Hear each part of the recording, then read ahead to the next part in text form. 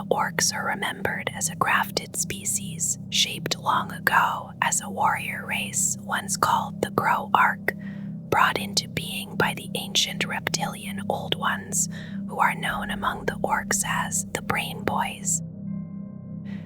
In those distant ages, their forms were greater, and their knowledge reached further, with some standing at immense heights and using tools more advanced than those seen among their descendants today.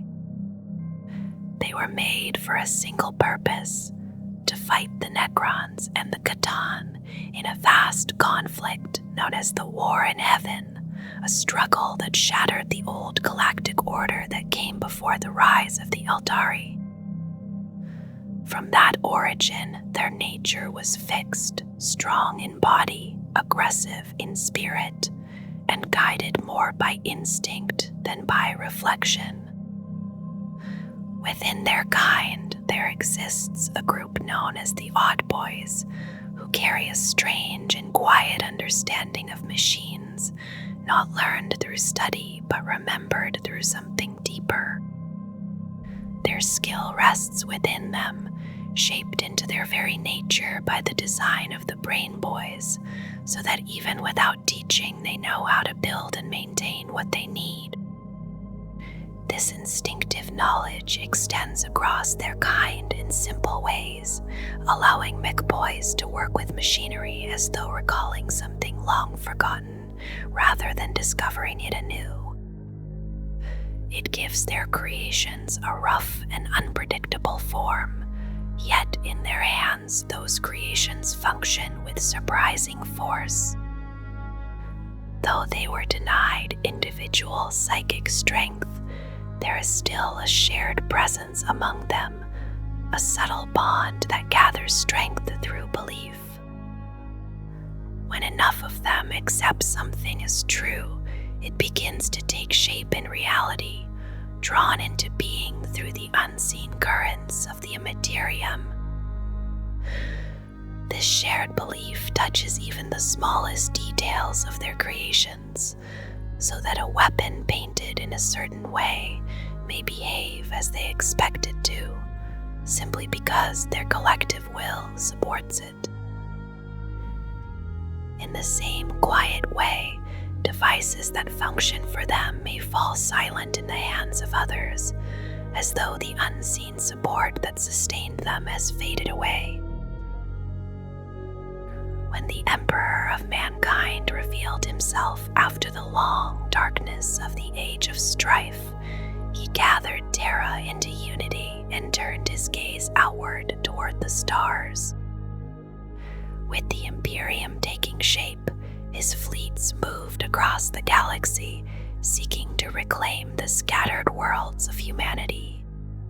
In those early expansions, the Imperium encountered the Orks again and again, meeting a force that was both relentless and deeply rooted across many regions of space.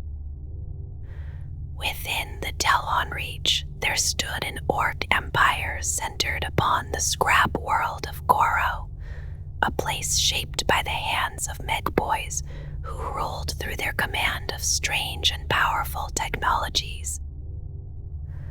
Their fascination with the rare form of plasma created weapons of immense destructive force, and this power slowed the advance of the Imperial fleets as they pressed forward.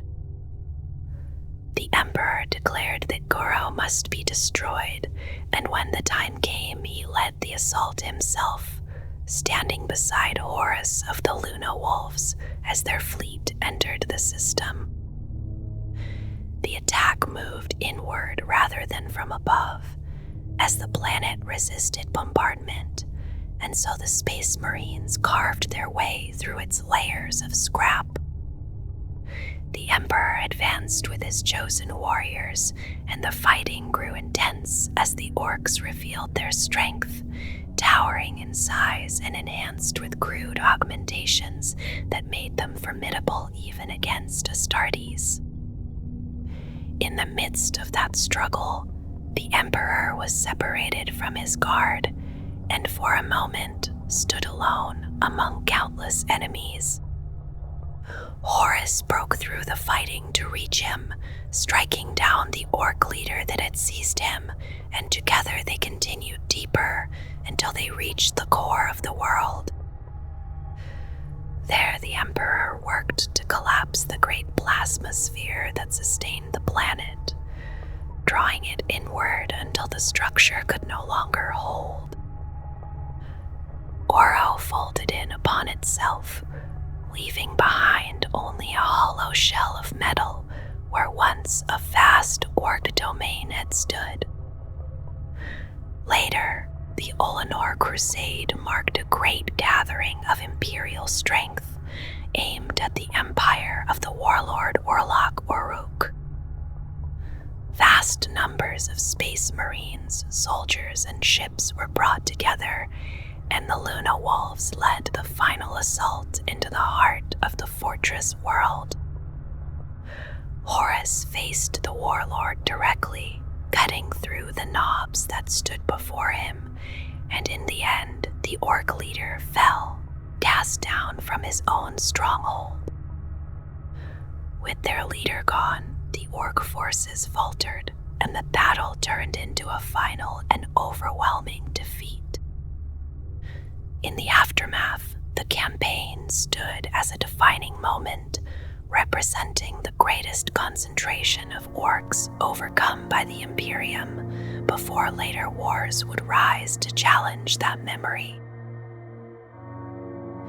In a later age, a great surge of Ork power rose once more, forming a vast WAAAGH that came to be known as the War of the Beast. It was led by a figure known only as the Beast, and its reach extended across the Imperium, growing until even Terra itself was placed in danger. The attack spread with increasing force, surpassing earlier conflicts in scale, and the sense of safety that had followed earlier victories began to fade. This war became the greatest struggle since the time of the Horus Heresy, as the Imperium faced an enemy that seemed to advance without limit. World after world felt the pressure of this vast movement, and the conflict continued until the Imperium turned to its most desperate measures. An assault was launched against the Ork homeworld of Olenor Prime, with the aim of ending the threat at its source. The cost of that decision was severe, and many of the Imperium's forces were left diminished by the effort required to bring the war to an end. Yet from that hardship came new structures, as the Ordo Xenos was formed within the Inquisition, and the Death Watch was established from veteran Space Marines. These were shaped with a clear purpose: to watch for threats beyond humanity, and to act before such dangers could grow again to such overwhelming strength. Orks appear as massive, heavily muscled humanoids with green skin and red blood, their strange biology shaped by a deep bond with fungal life. Their bodies are dense and resilient, able to endure punishment that would end most other creatures, and even the most severe wounds seem to trouble them very little. It is not unusual for an Ork to keep fighting through injuries that would be fatal, and for a brief time they may continue even after death has already claimed them. Their survival is made possible by a crude but effective form of treatment practiced by pain boys, whose methods resemble an older and simpler understanding of surgery. An Ork may lose his head and still be restored by attaching it to another body, returning to battle with little more than confusion. This strange resilience shapes their outlook, and pain holds little meaning for them, so they react with curiosity and rough amusement to the suffering of others. Their bodies recover at an extraordinary rate, and even those torn apart can be stitched together and brought back into the fight. Only the most complete destruction, such as burning them entirely, ensures that they do not return again. In form, they resemble a hunched version of a human, though if they stood upright, they would be taller, with long arms that hang low and powerful hands that end in sharp clawed fingers. Their skin is thick and rough, marked with scars and small parasites, and their skulls are so strong that heavy blows rarely break them. Beneath a heavy brow, red eyes burn with constant aggression, and their wide jaws carry jagged teeth suited for tearing flesh. When they speak, their voices are slow and rough, their words brief and direct. Their diet often includes squigs, small creatures that vary in form and purpose, from simple feeding beasts to aggressive companions used in combat or strange contests. Larger variants exist as well, including the towering Squiggoth, a creature strong enough to carry great loads or crush structures underfoot. Orks grow throughout their lives, and those who survive many battles become larger and more dominant.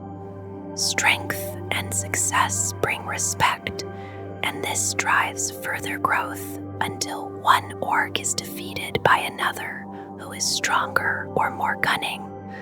Leaders such as knobs and war bosses grow to immense sizes, while groups like flash kits stand apart with their obsession for weapons and their greater physical presence. Their bodies are not purely animal, but a blend of two living systems intertwined, one resembling a creature of flesh and the other a fungal element that carries shared genetic knowledge.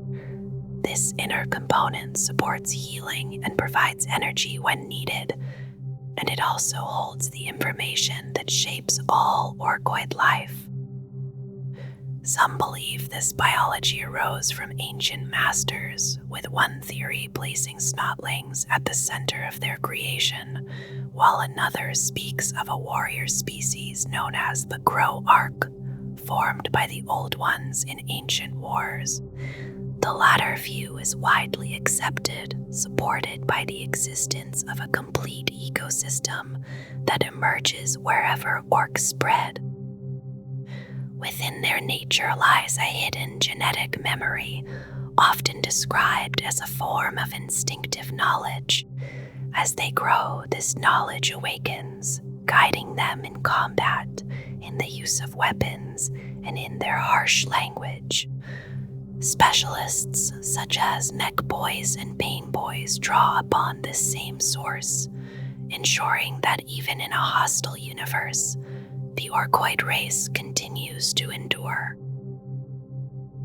There are many ideas about what gives orks their unusual strength, and some suggest that their bodies carry traits of both animals and fungal organisms. Their green color may come from a substance similar to algae, spread throughout their cells, quietly working to repair damage and sustain them beyond normal limits. This inner process allows them to recover with remarkable speed, and even a severed head can remain alive for a time, waiting to be reattached by the rough hands of a pain boy. Such acts are not rare among them, and the boundary between life and death feels uncertain in their presence. Yet beneath this resilience lies a relentless hunger for battle that defines their nature. When orks descend upon a world, the destruction does not end with a single conflict, but returns again and again like a disease that cannot be cured. Even after a victory, new orks begin to emerge from hidden places, growing quietly until they are ready to strike. Those who survive carry stories of the fight across the void, drawing others who seek the same challenge, and soon fresh forces arrive to continue the assault. Each wave grows stronger, supported both by newcomers and by those that rise from the world itself, until the defenders are surrounded on all sides. Resistance only deepens the crisis, as every fallen orc seems to make way for more, and each battle invites even greater numbers. Over time, this constant pressure gathers into a massive force, a rising tide of violence that reaches a point where it cannot be held back. At that stage, the world faces only two paths, and neither offers relief, for it must either fight until nothing remains, or abandon itself to the endless presence of the greenskins. Orcs thrive across the galaxy in vast numbers, and this is tied to the unusual way they reproduce, releasing spores that settle into the ground and begin a slow transformation. Beneath the surface, these spores form a living womb, nurturing new life that emerges in stages, each one shaping the next.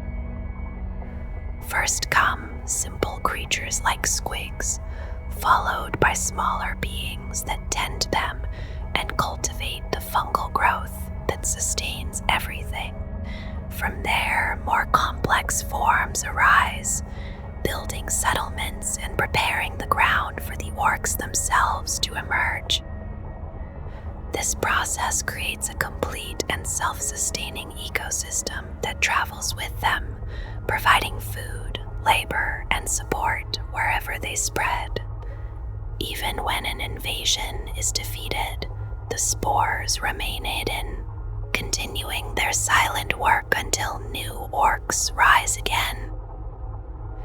During their lives, they release these spores constantly, but at the moment of death, the release becomes far greater, ensuring that their presence lingers long after the battle ends. Years later, new tribes may appear from the wilderness, as if the land itself has turned against its former inhabitants.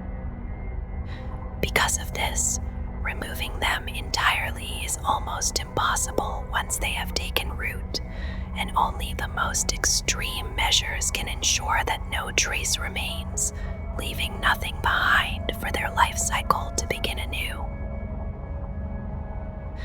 The Gretchin share a similar form to the Orks, though their bodies lack the same strength and resilience, and so they rely on a different kind of survival. There is a restless cleverness in them, a low cunning that guides their every movement, and it shows in the way they scurry close to larger greenskins on thin legs, their fingers always reaching, always ready to snatch something left unguarded. Their appearance is striking in its own unsettling way, with large swollen heads and wide torn ears that press flat when fear takes hold, which happens often in their uneasy lives. Their jaws are lined with sharp fangs, and there is a quiet malice behind their gaze whenever a chance for harm presents itself. A broad nose grants them a keen sense of smell, and their hearing is just as sharp, while their sight remains clear even when darkness settles in. These traits give them a fragile advantage, enough to endure in a society filled with predators far larger and more dangerous than themselves. Some among them seem almost guided by instinct beyond reason, as if fortune bends slightly in their favor, allowing them to slip through dangers that should have ended them. They survive also through behavior, bowing and flattering their orc masters with careful obedience, though behind those backs, small acts of defiance sometimes take place. Most know better than to risk open rebellion, and so they remain quick to learn and quicker still to notice opportunity, often becoming assistants to more powerful orcs or finding ways to remain unseen in narrow tunnels and scrap-filled hideouts. When war arrives, those hiding places offer no safety, as they are driven out in great numbers by handlers and their beasts, forced into the chaos they would rather avoid. Alone, a single Gretchin is no great threat, yet in numbers they become something else entirely, advancing in dense mobs with crude weapons that spit scattered fire before they rush forward to strip the fallen of anything of value. Even seasoned fighters have found themselves overwhelmed when surrounded by these shrieking figures, especially in confined places where escape is no longer possible. In the depths of starships, they move with unsettling purpose, avoiding the fiercest battles and instead slipping through narrow passages, tearing apart machinery, or descending upon wounded crews who cannot defend themselves. It is in these quiet acts of destruction that their presence becomes most feared, as vital systems fail and hidden paths spill forth waves of grasping forms, forcing even the strongest foes to recognize the danger carried by these small and relentless creatures. Snotlings appear as even smaller reflections of Gretchin, their bodies slight and underdeveloped, their limbs too weak to handle anything beyond fragments of broken material. There is little aggression in them compared to their larger kin, and so they are not suited for battle, often kept as simple companions or used in strange ways by their masters. Their role becomes clearer away from combat, where they tend to the living systems that sustain orc settlements, carefully cultivating thick growths of fungi that provide food, drink, and medicine. In these quiet tasks, they serve an essential purpose, even if their presence is rarely valued. They also care for the creatures that dwell in the foul pits of these settlements, forming a strange connection with the squiggly beasts that thrive there. This closeness comes at a cost, as many are consumed by the very beings they tend, yet the cycle continues without pause. Over all of this stands the control of harsh overseers, who keep the Snotlings in line through fear and force, using tools and beasts alike to maintain obedience. Under such watchful and unforgiving rule, the Snotlings continue their work, sustaining the larger ecosystem that depends on them, even as they remain among its most vulnerable members. Squigs exist as a shifting and ever-present part of the orcoid world, forming a living network that feeds on waste and feeds the creatures above them in turn. They consume what is discarded along with anything else they encounter, and in time they themselves become sustenance for the orcs, completing a cycle that feels constant and unending. There are many kinds of these creatures, each shaped for a different purpose, and their uses stretch across the daily life of orc society. Some provide strange fluids used to keep machines moving, while others are brought in to mend flesh, their actions crude yet effective in restoring what has been damaged. Many more varieties exist, each serving a role that may seem unusual, from those kept for carrying items to those bred for more peculiar functions. Among them, certain forms stand out for their aggression, reduced almost entirely to a snapping mouth, driven forward on legs, eager to bite and tear at anything within reach. These creatures are not only tools but also symbols, kept by powerful figures as companions that enforce their will in brutal ways. Beyond these controlled uses, countless others grow and multiply in the depths of Ork settlements, filling the dark pits with movement and danger, so that even a simple journey through those places carries an edge of uncertainty. From scattered pirate enclaves to vast empires stretching across entire systems, Ork holdings take many forms, yet each carries the same weight of violence that seeps into every corner of conquered ground. When greenskins descend upon a world, they do not arrive alone in spirit, because an entire ecosystem follows with them, pressing outward until the land itself feels changed.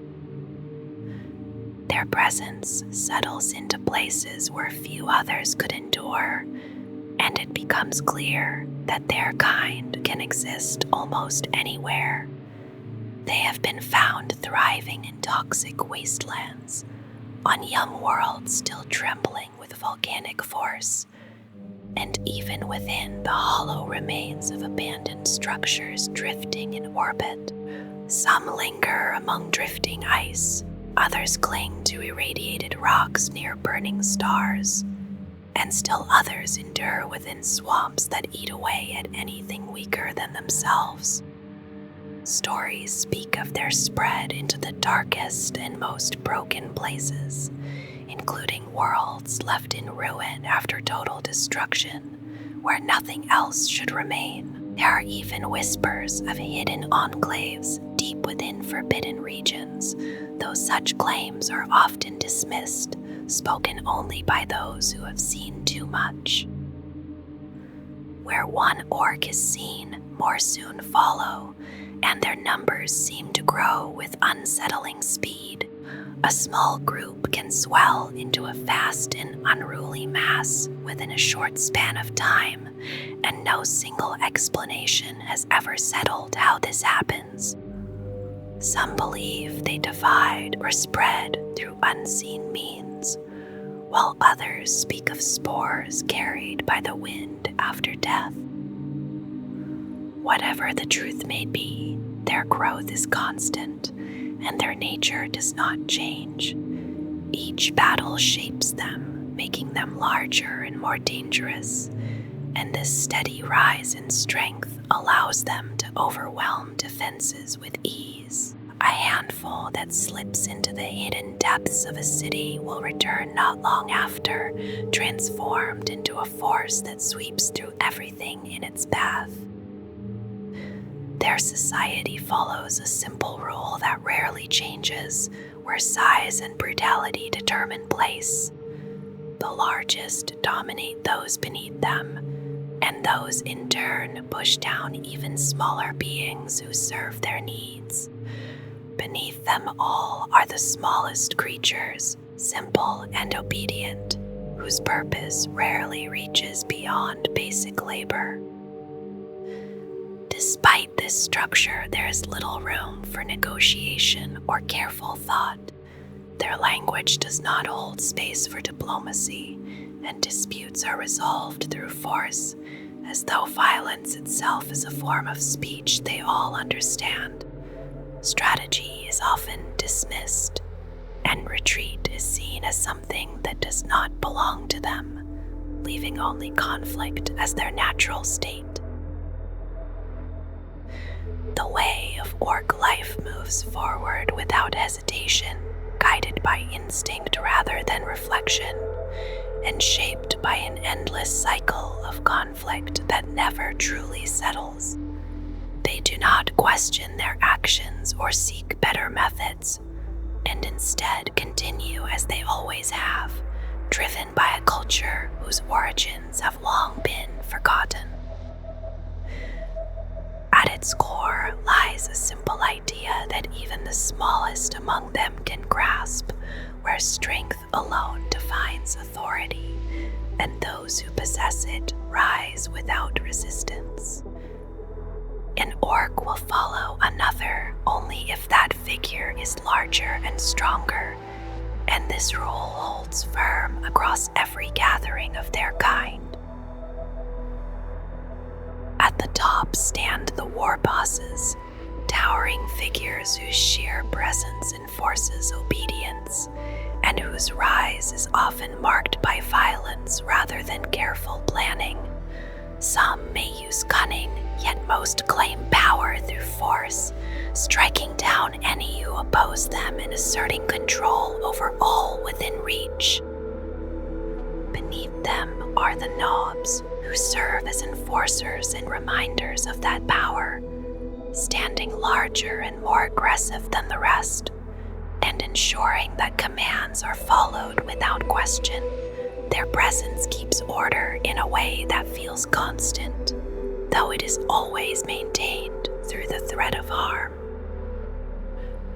The greater mass of Ork society is formed by the boys, large groups of fighters who gather into mobs and move as the main body of any force. These groups can swell into great numbers, especially among certain clans known for their sheer volume of warriors, and they form the visible strength of any Ork gathering. Outside of battle, much of the burden falls upon the Gretchin, smaller beings who handle tasks that require patience or repetition.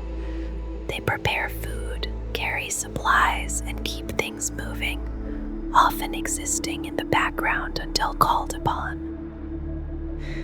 Their role is accepted with little resistance, as it has always been this way, and questioning it rarely leads anywhere useful.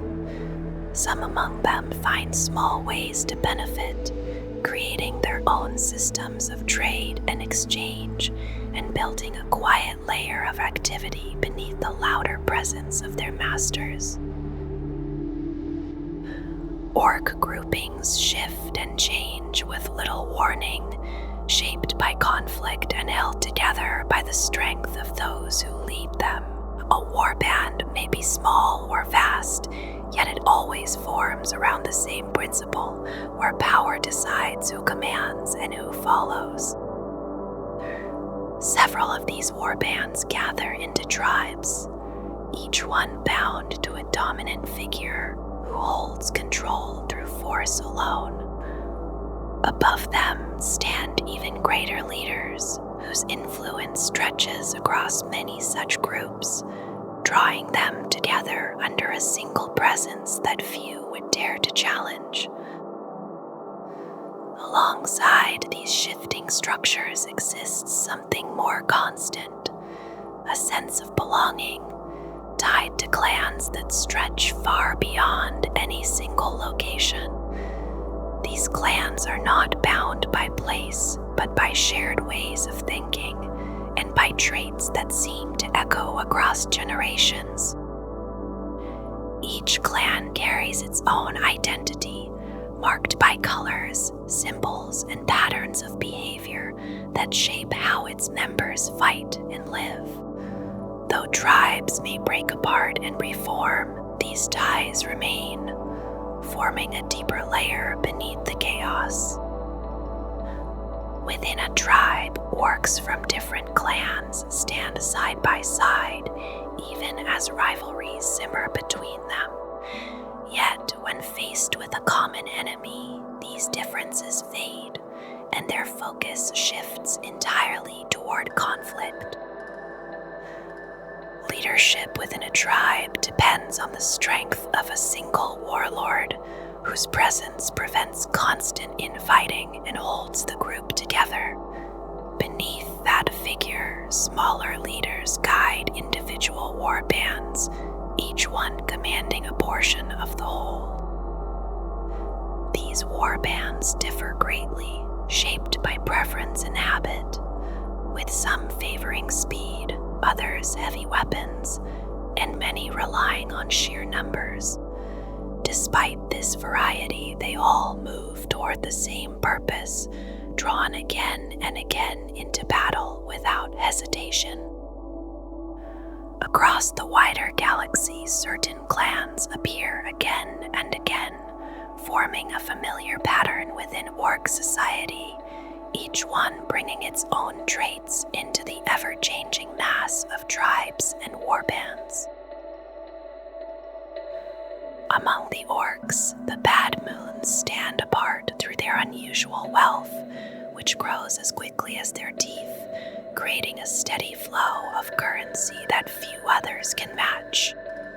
This advantage is accepted without dispute, since any Ork strong enough can simply take what they desire by force. Their role within Ork society takes on a form that resembles trade, though it is driven by constant exchange, bargaining, and deception. They move through deals and transactions, always seeking to gather more and to display what they have gained. Their appearance reflects this focus, with decorations that stand out clearly, and with symbols of wealth worn openly as a sign of status. The most prominent among them carry elaborate banners, and their gear is marked with bright patterns that draw attention. They favor powerful weapons and striking equipment, though their interest often leans away from close combat, instead choosing tools that emphasize their resources. Within their ranks are individuals who wield unusual abilities, shaped by the same excess that defines the clan. Groups such as the Flash Kits embody this nature, carrying finely crafted weapons and presenting themselves with a sense of pride that separates them from others. Their wealth allows them to gather what they desire and to shape their presence in ways that feel distinct. Their colors are bold and unmistakable, with bright yellow and black forming the foundation of their identity, and with gold often appearing as a mark of their success. Everything they wear and carry reflects their constant pursuit of more. The blood axes follow a path that sets them apart from others of their kind, shaped by early contact with human forces and influenced by what they observed. They have adopted methods that others would consider unusual, including the use of camouflage and the choice to withdraw from battle when necessary. To them, retreat does not signal defeat, but rather a chance to return later with greater strength, and this belief guides their actions in a way that differs from more direct approaches. Their willingness to adapt has led them into exchanges with humans, trading for equipment and even offering their services in certain conflicts. Such behavior is viewed with suspicion by other Orks, who see it as a departure from what they consider proper conduct, and who often label them as untrustworthy. Despite this, the Blood Axes continue along their chosen path, relying on tactics that favor planning and positioning. Within their ranks are specialized groups known for stealth and sudden action, operating in ways that mirror organized military units. Their appearance reflects these influences, with clothing and patterns that blend into their surroundings, even if not perfectly by human standards. Their identity is marked by a simple symbol: crossed axes stained with blood, and this emblem carries the weight of their distinct approach, standing apart from the rest of Ork society.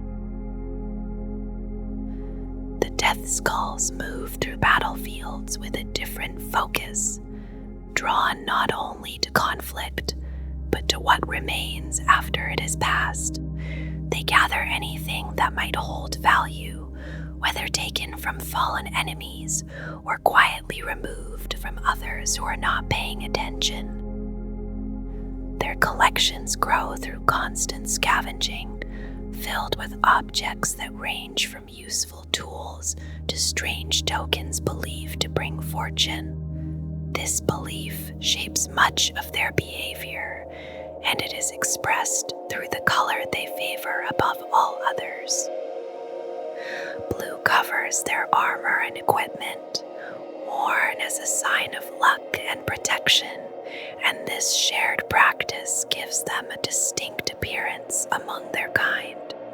Their forces often include machines taken from others, repainted and repurposed to serve their needs.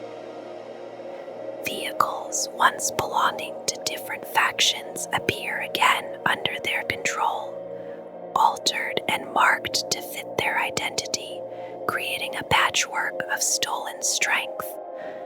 Even among orcs, this habit leads to suspicion, as missing equipment often reappears in their possession. Their symbol reflects their nature, centered around a skull marked with horns and surrounded by objects taken from many sources. Around them move numerous smaller helpers, sent ahead to search for valuables and bring them back to their masters. The evil Soons are defined by a single driving force, a deep and constant need for speed that shapes every part of their existence. To them, movement is not enough unless it is fast and loud, and this desire pushes them toward machines that carry them quickly into battle. Their belief that certain colors bring greater speed is reflected in everything they wear and build, with red appearing again and again across their gear. Vehicles become an extension of this idea, tuned and maintained to push beyond the limits and kept running by those skilled in mechanical work. Within their ranks are those who live entirely for the thrill of motion, taking to the ground in fast machines or rising into the air in pursuit of even greater velocity. This need can grow stronger over time, becoming something that defines the individual completely. Their appearance follows this pattern, marked by bright colors and patterns that suggest heat and movement, often paired with equipment suited for travel and control. Even when not in motion, they carry the signs of their obsession, ready to move at any moment. The presence of speed shapes their entire approach to combat, turning each engagement into a rush forward, where noise and motion blend into a single overwhelming force. The Goths embody the most direct expression of Ork nature, centered entirely on strength, aggression, and the constant pull toward battle. Among their kind, they stand as the most brutal, driven by a desire to fight that rarely fades. They move toward close combat whenever possible, preferring to meet their enemies at short distance, where force can be applied directly. Their weapons reflect this choice, with tools designed to strike hard and at close range, carried in numbers that suggest constant readiness. Their forces gather into large groups, forming dense masses of fighters that advance together, their presence felt through the steady rhythm of movement. When they go to war, the ground itself seems to respond, echoing with each step as they press forward. Within these ranks are many who rise above the rest, stronger and more disciplined, forming a core that drives the rest onward. Their focus remains fixed on conflict, with little interest in anything beyond the act of fighting itself. Their appearance is simple yet unmistakable, dominated by dark colors broken by stark patterns and marked by symbols that reflect their identity. Among them stands a figure known across many battles, tied closely to this clan and its relentless nature. The snakebites hold tightly to older ways, choosing tradition over the use of advanced tools. and shaping their lives around practices that feel rooted in a distant past. They move into battle with simple weapons, guided by belief and habit rather than technology. Their methods rely on physical endurance and ritual, with protection coming from markings applied to the body and from the creatures they ride into combat. These choices give them an appearance that feels closer to something wild, shaped more by nature than by crafted machines. Their bodies are marked with patterns that carry meaning, forming shapes that wind across their skin and adding to their distinct presence. They decorate themselves with elements taken from living creatures, creating a look that blends strength with a sense of ritual.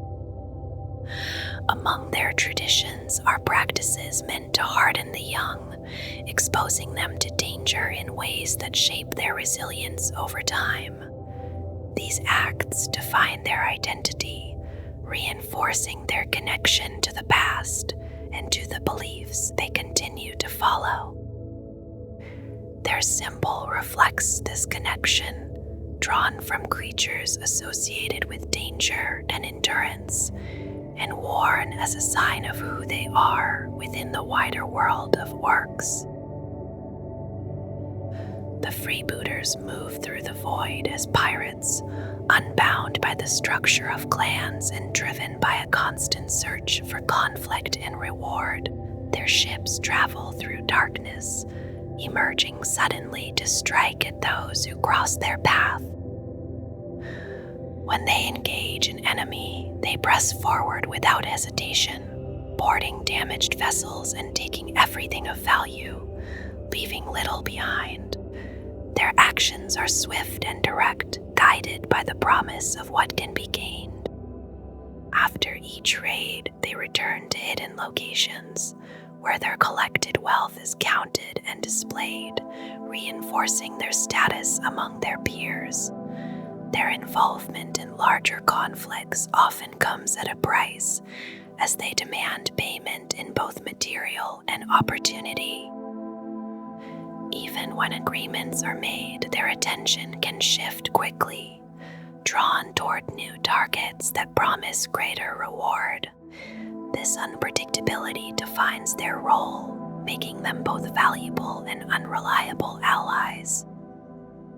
Among them are those who rise through success, gathering wealth and influence until they stand apart from others, shaping their own path through the void.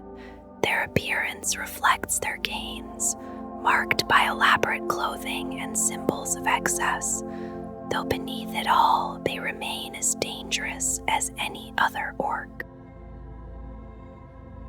Orcs are not only creatures of simple violence, because without something more, they could never hold together the tools that carry them across the stars, and even the obedient Gretchin lack the insight needed to maintain such strange and advanced devices. So there exists a caste known as the Odd Boys, and though this may seem unusual, each of them holds a quiet certainty in their craft that does not come from teaching. A mech boy shapes engines and plasma generators as if the knowledge has always rested within him, and a pain boy reaches into flesh with an instinctive sense of what connects and what does not.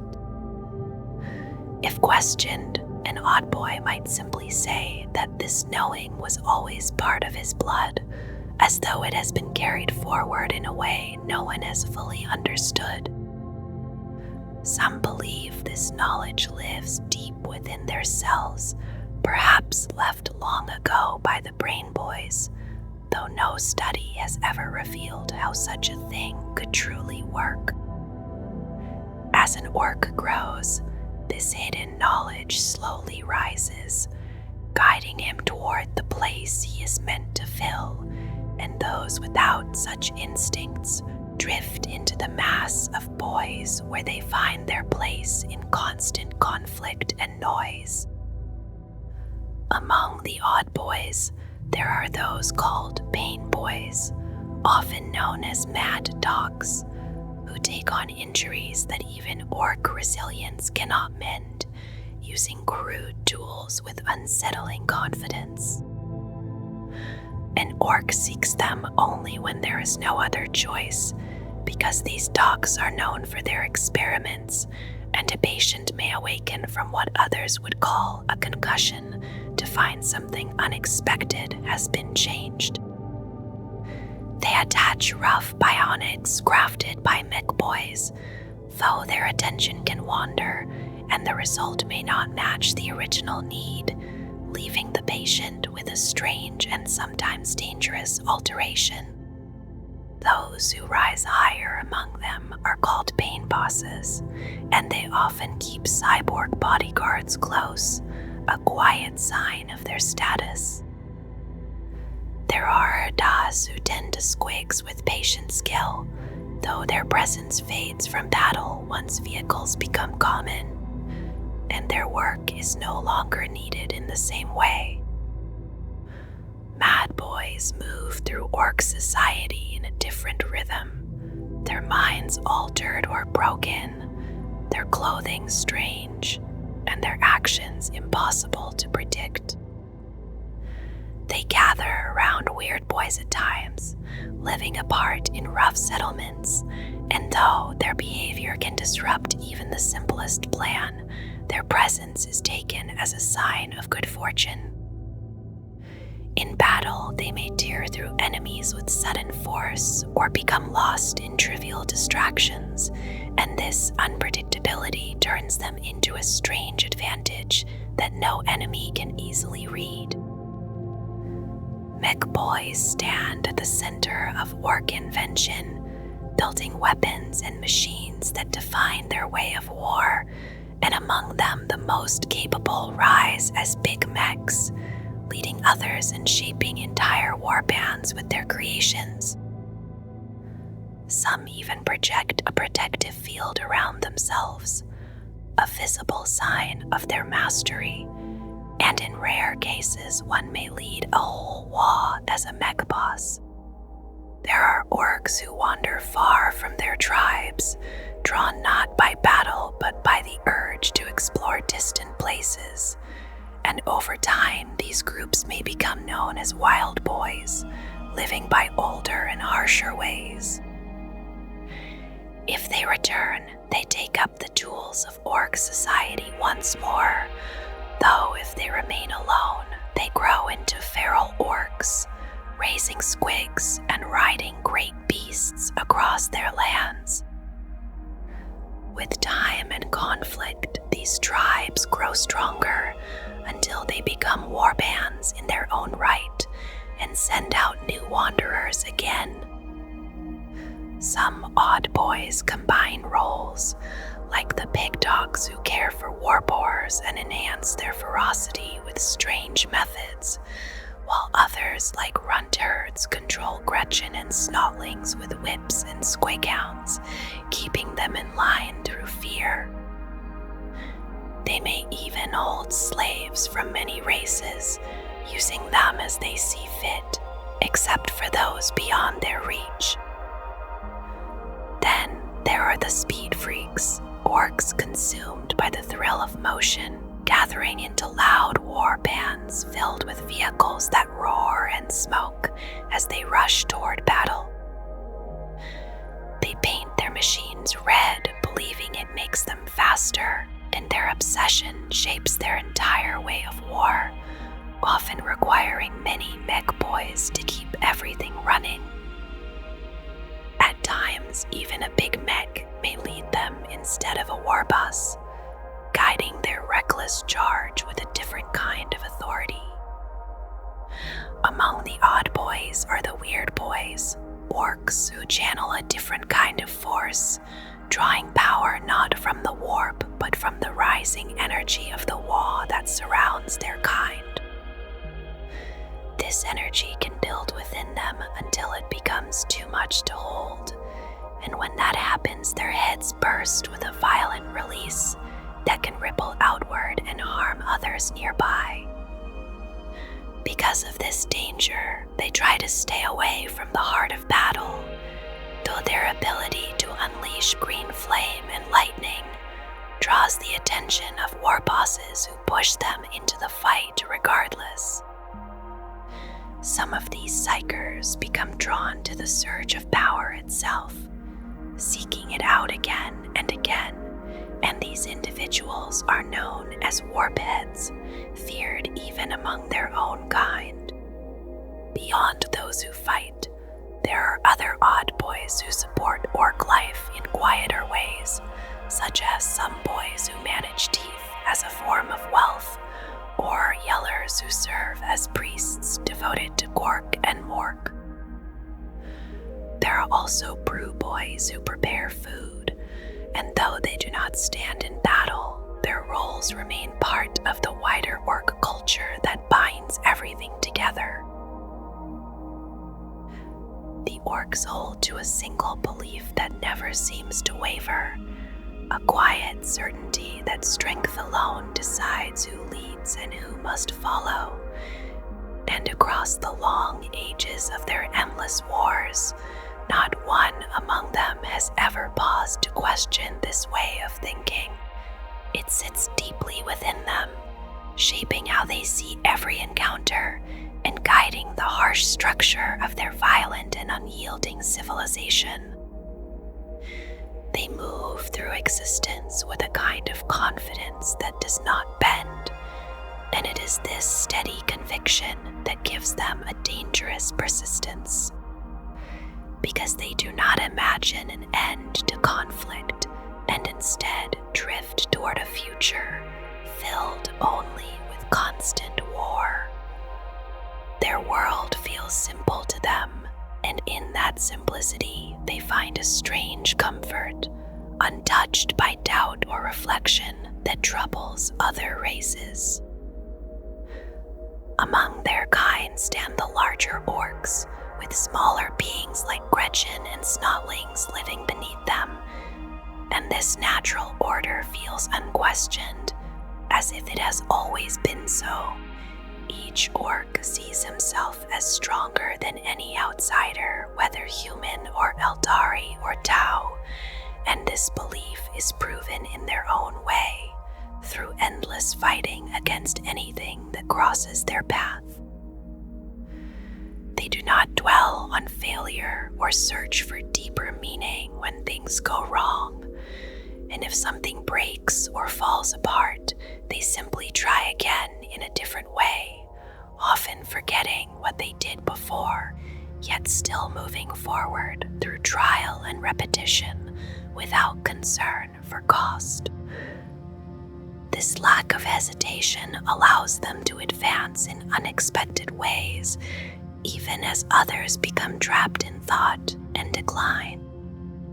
An orc feels at ease when there is someone to fight, someone above him to give direction, and someone weaker to push around, and within this rough balance he finds a sense of contentment that does not require more.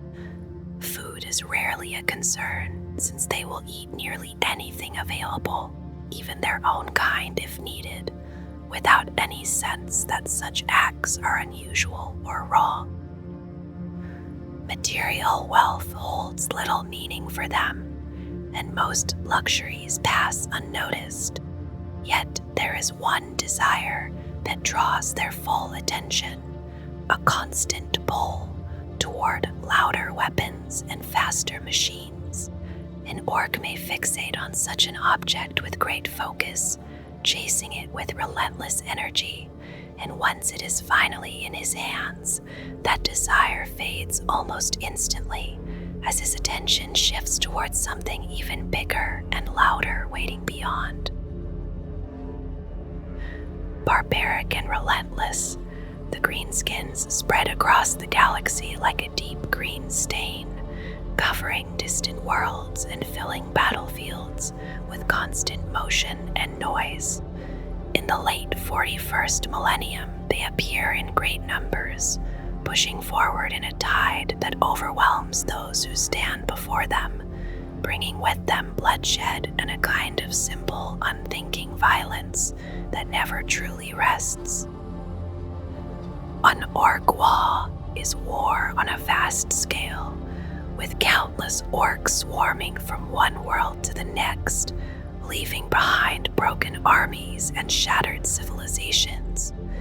They move forward without pause, and only when every enemy has been destroyed do they turn on each other once more.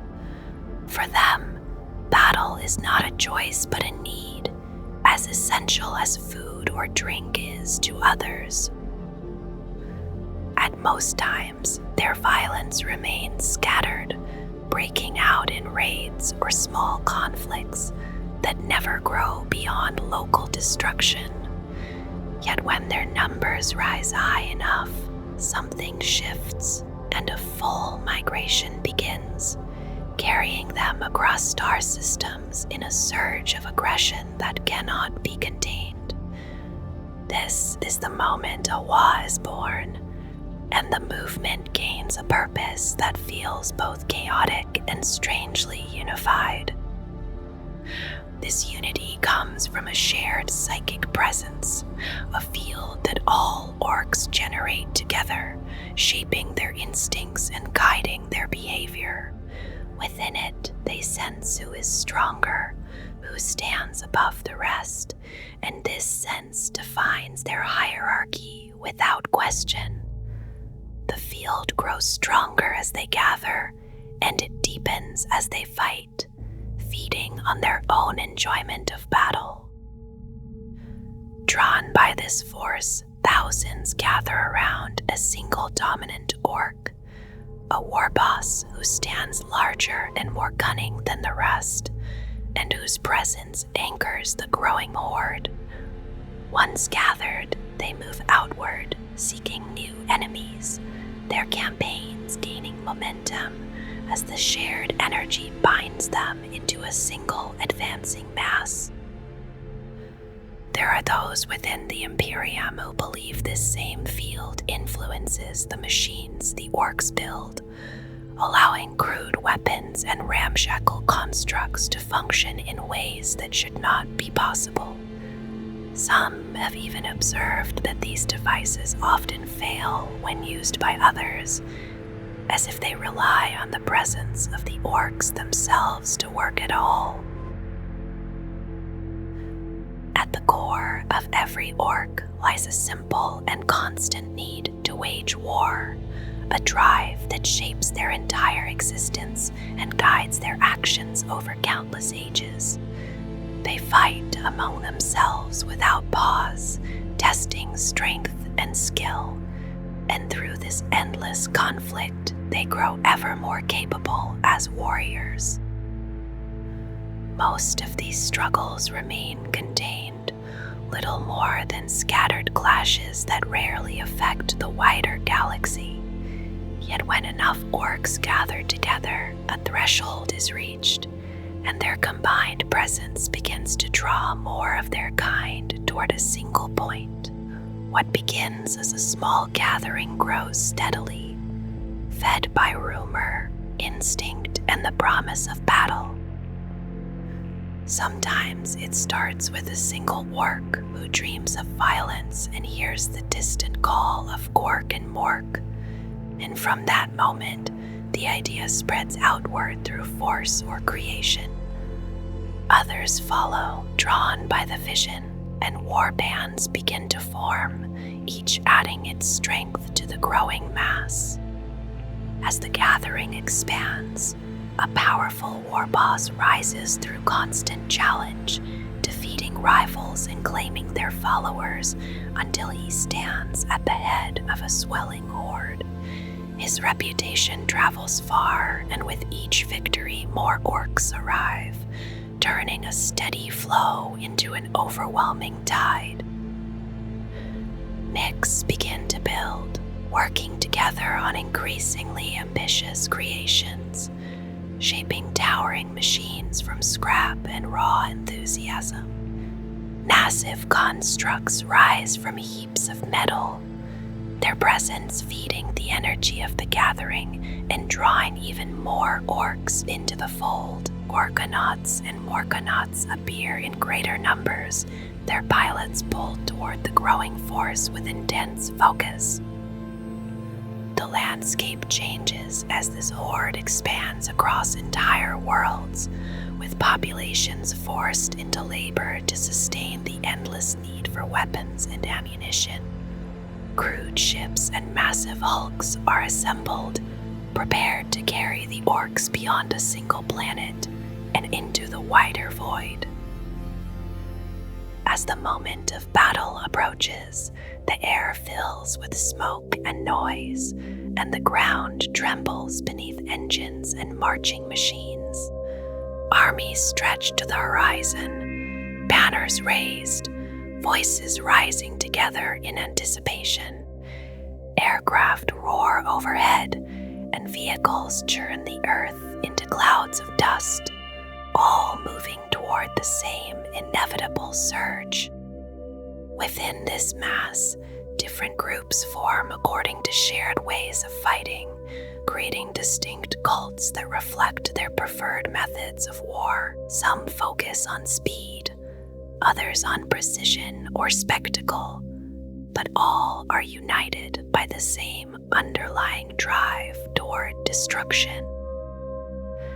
Eventually, the tension can no longer be held, and with a single overwhelming roar, the horde surges forward, carrying its violence to another world. The purpose remains simple and unchanged, as the orcs seek only destruction and the satisfaction that comes from it, continuing a cycle that stretches back beyond memory.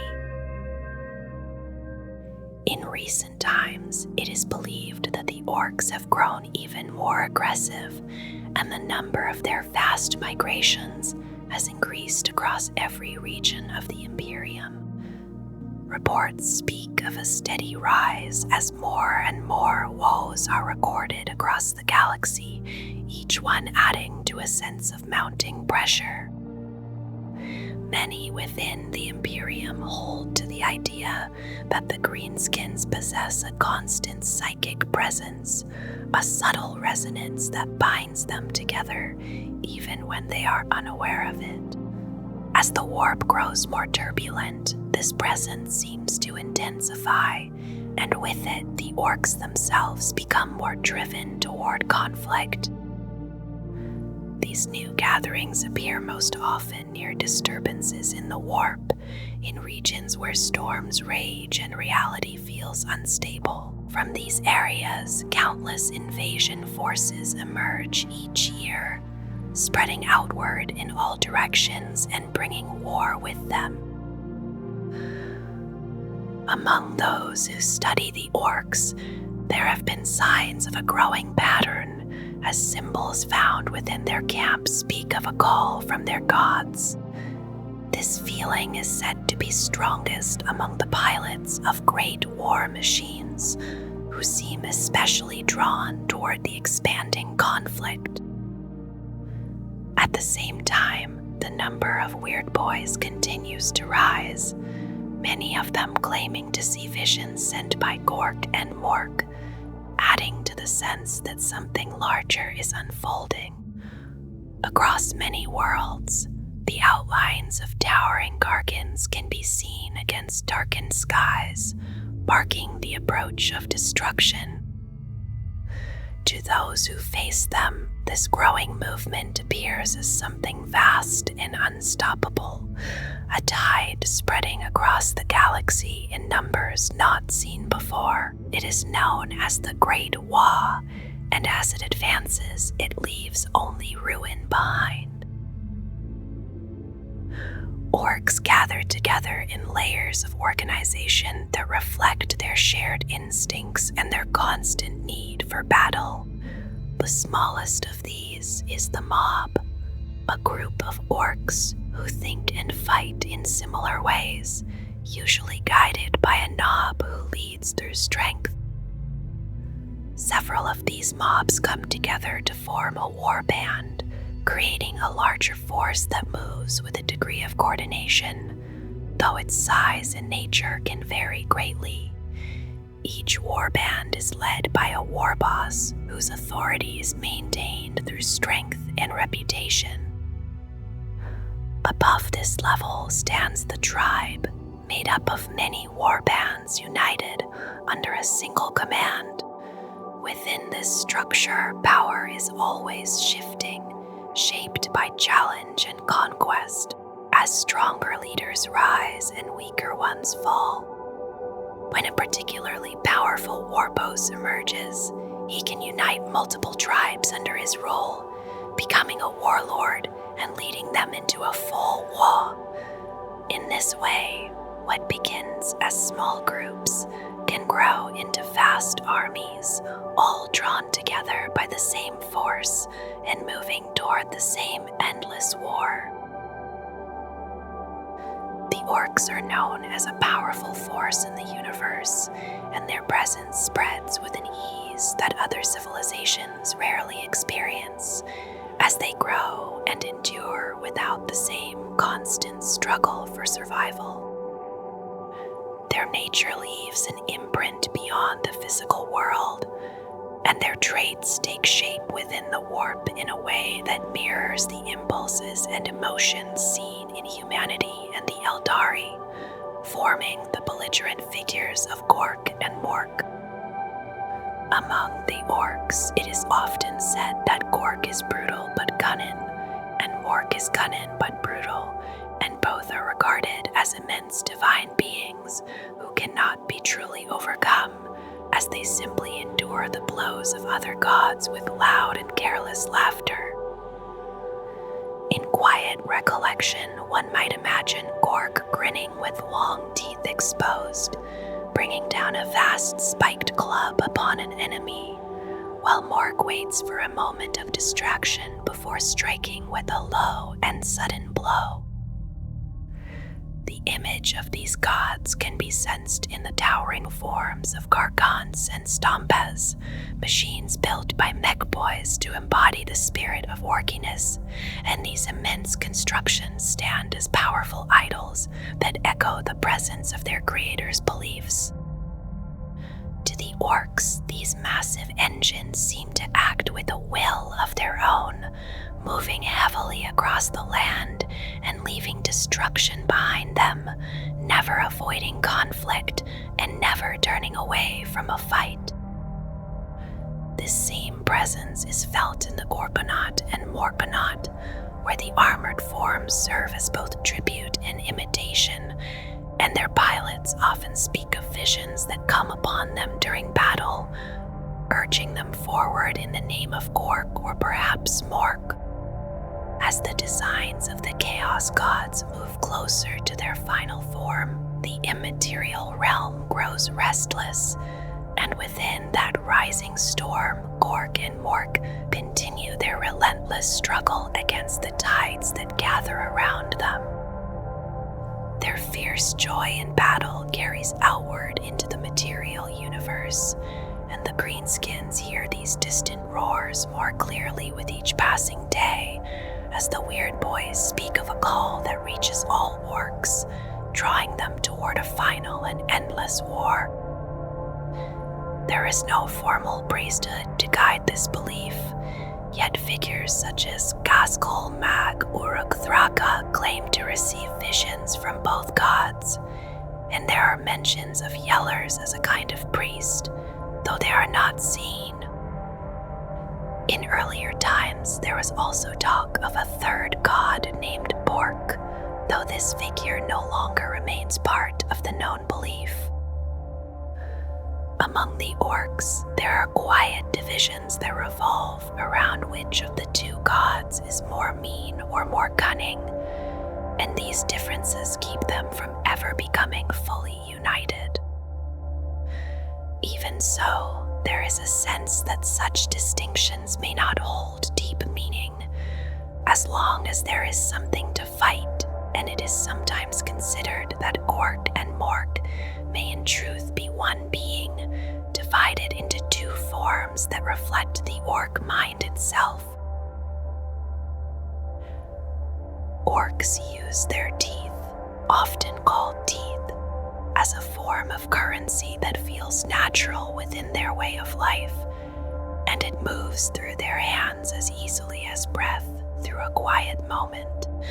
Their teeth are replaced often in a manner similar to Terran sharks, and over time each tooth begins to degrade, which gently prevents any long-lasting hoarding from taking hold. This steady cycle keeps prices from drifting, and it allows even the poorest orc to carry some form of wealth, since new teeth are never far away. A single tooth can be exchanged for a good squig pie and a tankard of fungus beer, and the simple act of trade feels constant and familiar within their world. Larger needs ask for more, and a bag of teeth can secure a cheap war buggy, while something larger and more imposing asks for far greater amounts. A bright and imposing battle wagon might demand hundreds of teeth from a war boss, and the weight of that cost settles slowly over time. There is a quiet understanding beneath it all, where gaining more currency can be as direct as knocking teeth loose from another orc and gathering them without hesitation. Then this simple truth encourages a constant edge of aggression that never fully fades.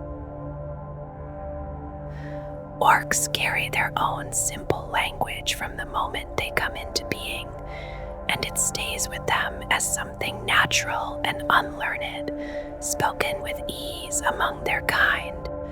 Many of them also use a rough and altered form of Imperial Low Gothic, though it comes out with broken sounds and scattered orc words mixed into each phrase, making the speech feel heavy and uneven to those who hear it. Because of this, there is a narrow path where orcs and humans can understand one another, though the exchange often feels strained and uncertain, as the words do not quite settle into familiar shapes. Most orcs rely on this distorted Low Gothic when they reach beyond their own kind, yet their sense of grammar remains poor, and their pronunciation drifts far from any clear standard. In rare moments, a different image appears, where an orc such as the warlord Gaskell Mag Uruk Thraka reaches towards something more refined, shaping words in High Gothic with a level of control that stands apart from the usual patterns. This remains unusual, and it lingers as an exception rather than a rule within their speech. Their written form follows a different path, forming a crude glyphic script that rests on simple visual marks, each one tied to a clan, to common ideas, or to parts of orc names. Alongside these symbols, there are phonetic signs that allow a wider range of words to be set down, including those taken from other beings, so that even unfamiliar names can find a place within their rough and practical system. Ork technology often looks rough and uneven, as if it has been hastily assembled from whatever could be found, yet it carries a surprising strength that rivals the weapons of more ordered civilizations.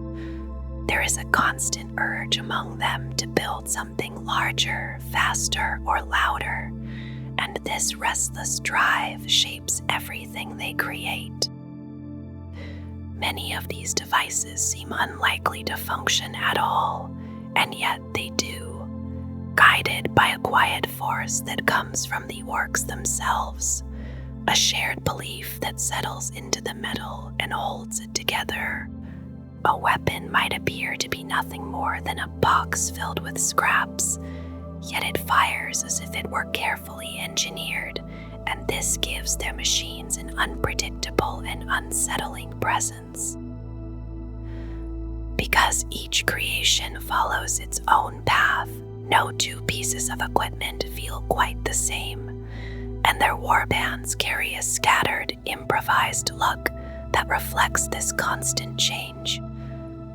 Mech boys move within this chaos with practiced hands, shaping force fields that shimmer against incoming damage and piecing broken wrecks back into working form with a kind of stubborn persistence.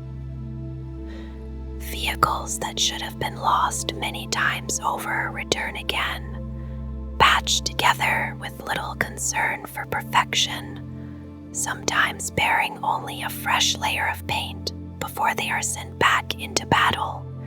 The Orks themselves accept these rough methods without hesitation, enduring crude enhancements and replacements as if they were simple necessities rather than risks. Some of their creations rise into the air for bombardment, while others are taken from enemies and reshaped into something new, blending unfamiliar parts into their growing collection of tools. Their weapons range from simple blades and firearms to unstable combinations that merge different functions into a single device, each one carrying the same raw intent. Among these inventions are strange and dangerous designs, such as a gun that opens a path through another realm and sends living creatures through it, or noisy flying machines that spin above the battlefield with reckless energy. There are also heavy weapons built from captured parts, altered until they become something more destructive, shaped by a simple request to make them more deadly than before. Orks are remembered as a barbaric alien race that spreads across the galaxy without end, appearing wherever mankind travels, as if they were always there or already on their way. Their presence feels constant, filling distant worlds and empty reaches alike with the promise of sudden violence. They are green-skinned and brutal creatures, closer in nature to a savage beast than to any measured form of life, and their hunger for conflict shapes everything they do. They do not wait for enemies to appear, because even in their absence, the Orks will turn upon themselves, fighting simply to satisfy their need for battle. Across long ages, they have become a relentless threat, multiplying across planets in scattered warbands, tribes, and shifting empires that never remain still for long.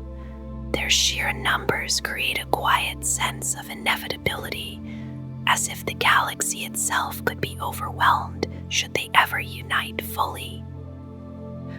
Within their society, size carries weight, and the largest among them naturally rise to command. Sometimes a particularly massive war boss gathers many groups into one force, and this gathering becomes something greater, a war that carries both the feeling of invasion and something deeper, almost like a shared purpose. During such times, rivalries soften, and the Orks move together with a strange unity that feels unnatural compared to their usual chaos. There is a subtle shift when large numbers gather, as their collective presence begins to echo through the warp, drawing others toward them. Orks from distant systems feel this pull and become restless, their numbers swelling as they rush toward the same point of conflict. The movement grows steadily, not forced, but pulled forward by a shared instinct that becomes stronger with every passing moment. Among them, mech boys begin to build larger and more ambitious machines, assembling towering engines of war and crude spacecraft that carry more warriors into the growing storm. These creations are heavy and loud, shaped in the image of their gods, and they move with a sense of purpose that mirrors the Orks themselves. Each new victory feeds the next, drawing in even more greenskins until the force becomes overwhelming. As the wall grows, it carries enough strength to break even the most fortified worlds, pushing forward through sheer momentum. Yet this unity is fragile, always held together by the strength of a single leader, and without that force it can fracture as quickly as it formed. When a leader with both strength and cunning appears, the effect spreads far beyond their own ranks, and the memory of such moments lingers as a quiet warning across the galaxy. Warbands move constantly, each shaped by the warboss who gathered them, and each filled with a core of hardened fighters surrounded by countless boys drawn by the promise of violence. Their strength lies not only in their bodies, but also in the energy that builds among them, a shared force that rises as they charge forward together. In battle, this energy becomes something tangible, driving them into a frenzy that surges across the field. Even the smallest among them try to match the noise and fury, adding their own frantic effort to the overwhelming tide. When the orcs finally reach their enemy, they strike as a single crashing force, breaking apart only to continue the fight at close range, where their joy in combat becomes impossible to ignore. An orc warlord is remembered as a war boss who has grown beyond the usual limits, gathering power through force and will until entire tribes and warbands fall under his command. This authority is not given freely, but taken through strength and cunning, and it binds many groups together under a single purpose that often leads them across star systems in search of battle and plunder. As these forces grow, they can swell into something vast, forming a WAAAGH that reaches a scale difficult to contain. Armies gather around the warlord's banner, drawn by reputation and momentum, until the resulting horde becomes capable of overwhelming entire regions. The presence of such a leader creates a sense of inevitability, as if the tide of war cannot be turned once it begins. At the center of this structure stands the war boss, the largest and most violent orc within his tribe, whose authority comes from sheer dominance. He claims the best weapons and armor, ensuring that his power is visible and unquestioned, and he enforces this control through sudden and often brutal displays. His leadership carries a rough sense of order, though it is rarely shaped by careful planning. The war boss leads from the front, charging into battle with relentless force, relying on strength and instinct rather than strategy. With each victory, he grows larger and more powerful, and over time, this growth can lift him into the role of a warlord capable of guiding a massive WAAAGH. When such a figure rises, entire star systems can fall beneath the weight of his advance. Among the orcs, certain individuals take on different roles that shape the warband in quieter ways. McBoys gather around machines and inventions, and those with enough influence become known as big mechs, valued for their ability to create weapons and devices that change the flow of battle.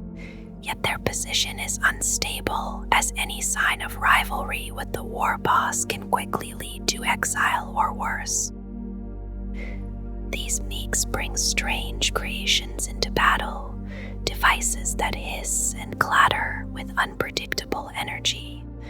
Their machines may unleash devastating power or fail in spectacular fashion, yet even failure is met with amusement rather than concern. Without them, the orcs would lack the tools that sustain their constant movement and conflict. Pain Boys move among the fighters with a different kind of focus, treating bodies as if they were machines to be repaired or altered. Their work is crude and often violent, yet it serves a purpose, allowing wounded orcs to return to battle with little hesitation. Their presence carries a sense of unease, though it is accepted as part of the larger whole. Weird Boys stand apart even further, shaped by the energy that flows through the orcs themselves. They channel this force without intention, releasing it in bursts that can destroy anything nearby. Their existence is unstable, and without release, the pressure within them can become dangerous, forcing them to act whether they wish to or not. Among the orcs, the wealthiest and most experienced knobs sometimes take on an even heavier form, encased within massive suits of mega armor that turn them into slow but unstoppable figures. The weight of this armor makes movement difficult, yet it offers protection so great that even powerful weapons struggle to bring them down. To overcome their slow pace, they often ride into battle within armored vehicles, arriving with sudden force that carries them directly into the heart of combat. Knobs themselves stand just beneath the war boss in status, forming a rough, ruling class that maintains control through strength and example. They enforced their authority openly, whether by striking down enemies or turning on their own ranks to remind others of their place. Their presence is constant within the warband, either close to their leader or spread among the boys to maintain order. Some among the orcs take a different path, drawn to fire and destruction in a more focused way. Burnaboys advance with streams of flame, setting everything before them alight with a sense of reckless joy. Their attacks are especially dangerous against groups that gather too closely, as the spreading fire forces enemies into motion or leaves them trapped within it. Others move with a quieter intent, preferring to strike from unseen positions rather than charge directly into the fray. Commandos slip behind enemy lines, creating fear through sudden explosions and close attacks that leave little warning. Their approach contrasts with the usual orc style, yet it remains driven by the same desire for battle. Tank bustas follow a more singular obsession, seeking out armored vehicles with a focus that mirrors a hunter tracking prey. They gather trophies from their kills, wearing fragments of destroyed machines as signs of success. Their weapons are chosen for one purpose, and when they attack, even the strongest armor can be brought down under the weight of their assault. Fast-moving orcs bring a different kind of presence to the battlefield, one defined by speed and constant motion. Warbikers race forward with engines roaring, filling the air with smoke and gunfire as they close the distance to their target. Their movement creates a shifting screen that protects them until they are almost upon the enemy, where their momentum carries them into close combat. Some orcs take this need for speed even further, drawn to machines that lift them into the air. These individuals become part of a culture centered on movement and risk, seeking the thrill of flight despite the danger it brings. Most remain on the ground, but those who choose the sky push themselves toward greater extremes with every encounter. Storm Boys follow a more disciplined path, adopting structured behavior that stands out among their kind. They equip themselves with devices that launch them forward through the air, striking with sudden impact that mirrors a falling projectile. Their approach combines order with the same desire for combat, creating a style that feels both unusual and familiar. Other vehicles move across the battlefield in loose formations, built from whatever materials are available and driven by a focus on speed and firepower. These machines are simple and often fragile, yet they compensate through numbers and aggression, circling their enemies with constant gunfire. Above them, death koptas weave through the air, attacking from unexpected angles before pulling away to strike again. Their pilots rely on instinct and bold movement, though many fall quickly due to overconfidence. Those who survive develop a sense for finding the best targets and guiding others toward them. Larger aircraft follow their own chaotic patterns, with Dakajets tearing through the sky and filling the air with a constant stream of bullets. Their approach is direct and relentless, relying on volume rather than precision. Burnap bombers and similar craft add to this with waves of fire and explosive attacks, shaping the battlefield from above with little concern for control.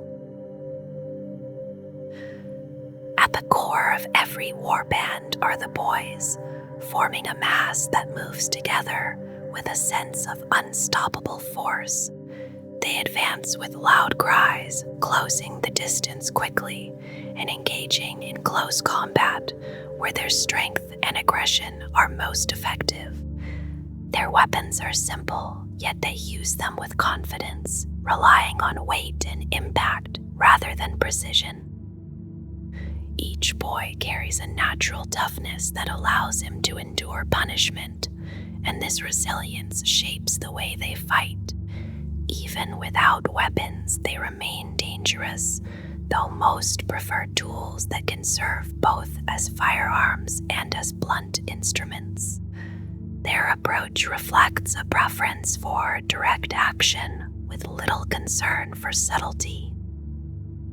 Among them are those who manage the smaller greenskins, guiding them into battle through force and persistence. Runt herds oversee Gretchin and Snotlings, keeping them moving forward with a combination of control and threat.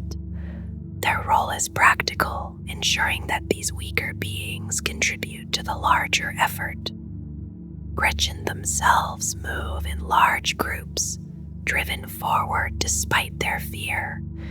Individually, they lack strength, yet together they can become dangerous, especially when pressed into desperate situations. Their ability with ranged weapons sometimes surpasses that of their larger counterparts, though they are rarely trusted with the best equipment. In battle, these smaller figures are used in ways that reflect their place within the hierarchy, often placed in positions of risk. Despite this, they continue to advance, driven by necessity and the pressure of those behind them, forming a restless and uneven wave that follows in the wake of the boys. Heavy machines among the orcs take on forms that reflect both their strength and their crude sense of design. A Gorgonaut stands as a massive armored suit, combining weapon, transport, and shelter into a single structure that moves with heavy purpose. Its presence dominates the field, shaped by an image of power that aligns with the orcs' view of their gods. Alongside it, the Morgonaut carries a different expression, filled with strange devices and energy-based weapons crafted by its mech pilot. These machines are often driven by individuals who stand apart from their tribes, following their own path through battle and destruction. Their designs vary, yet each reflects the same underlying drive to build and destroy. Death Dreads move with a more direct form, shaped like towering metal figures that echo the orcs themselves. Their mechanical limbs strike with force, and their movement carries a constant sense of pressure as they advance. The pilots within them often lose themselves to the experience, becoming increasingly unstable as they remain enclosed within their machines. Kilogons follow in smaller groups, each piloted by a Grot whose behavior remains shaped by fear and caution. Though their weapons are effective, their reactions can falter under pressure, creating moments where their movement becomes uncertain. Despite this, they continue to advance as part of a larger formation. Battle wagons roll forward as massive vehicles built to carry large groups into combat, combining transport and heavy firepower in a single frame. Their movement creates a path through enemy lines, allowing those within to engage directly once they arrive. Around them, other vehicles move quickly, delivering boys into battle with speed and noise. Mech guns add a different element, placed into position and left to operate with unpredictable results. Their power can be immense, yet their behavior is never entirely certain, creating a sense of tension whenever they are brought into use. Despite this unpredictability, they remain a key part of the Orcs' approach to overwhelming force. The largest creations of the Orcs take on forms that blur the line between machine and symbol, rising above the battlefield as towering figures. Bargains are built with a sense of purpose that feels almost ritualistic, shaped as much by belief as by engineering. Their construction spreads quickly once it begins, as other builders attempt to match or surpass the scale of what has already been made. These machines stand as both weapons and representations of something greater, carrying the image of their gods into battle. Their presence signals the growth of something larger, often appearing as a sign that a greater movement is forming. As more are built, the scale of the conflict increases alongside them. The Stompa follows a similar path, though on a slightly smaller scale, built from layers of metal plates that form a heavy and resilient frame. It carries a wide array of weapons, each added without restraint, creating a machine that fires in many directions at once. Its crew works constantly to keep it moving and active, maintaining its presence in the center of the fight. When it reaches close range, the Stompe engages directly, using massive blades and sheer weight to break through defenses. It can carry warriors within it, releasing them at the moment of impact so they can continue the attack on foot. The combined effect creates a steady and overwhelming advance that reflects the Orcs' approach to war in its purest form. Orcs travel across the vast emptiness of the void in many kinds of star-faring vessels, each one shaped by crude purpose and a sense of identity that is never subtle. Most of their ships carry a crude totem at the front, giving the impression of a vast orc head staring into the darkness, and even a common kill cruiser bears this looming form as it drifts towards its next conflict. Some of these vessels grow to immense size over time, and when their mass passes beyond 30 megatons, they are known as battle cruisers, drifting like heavy silhouettes through the void. Alongside these larger ships, there are smaller gunships and escorts that move with them, never far from the main force, each one ready to close distance with an enemy. The Orks also rely on a compact boarding vessel called a brute ram ship, designed to smash directly into opposing hulls and force an entry. Though restraint is not their nature, and many would gladly ram any ship they command into an opponent without hesitation. There are also stranger creations among their fleets, as Orks hollow out entire asteroids and reshape them into crude warships, fitting them with engines and weapons until they can pass through the warp. These creations, known as rocks, are dense and durable, and they can be made again and again in new systems, replacing losses with little concern for refinement.